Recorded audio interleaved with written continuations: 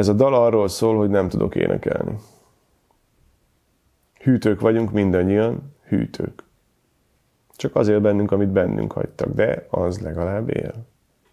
Hidegen, bársonyos pasztelszínekben virágzik, sárga, fekete, fehér, cementzöld. Némán figyel. Arra ébredünk, belülről figyel. Frigiderek, ahogy a nagyon elmondta volna. Valaki jön, kinyitja az ajtót, nézelődik, semmi. Becsukja, eltűnik, visszajön, nézelődik, megint semmi, becsukja. Valaki 8-10-szer is visszajön, valaki marad és tétován néz éveket.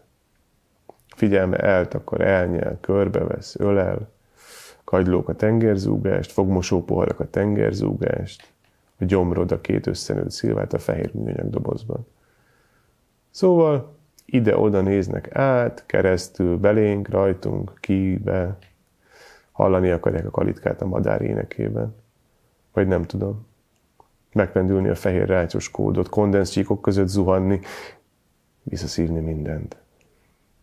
Mert, és szinte látom magam előtt, mindjárt megjelenik valaki kalimpálva, szalad és kiabál, hogy álljunk már meg. Álljunk meg, marhaság ez az egész, nem is vagyunk hűtők. Abszolút nem, senki nem, az ő biztosra tudja, a kérdés is rossz, hogy mik vagyunk, de majd ez sem számít már, csak hogy nem. És én akkor kicsit elszégyellem magam, hogy miért tévedtem.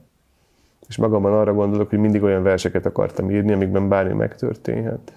Akárhogy, akármi, minden. Mert a hűtőkkel kapcsolatos nagy igazságok ugyan sosem érdekeltek, viszont totális szabadságra vágytam. És az, ehhez képest, tényleg mennyire ritkán sikerül.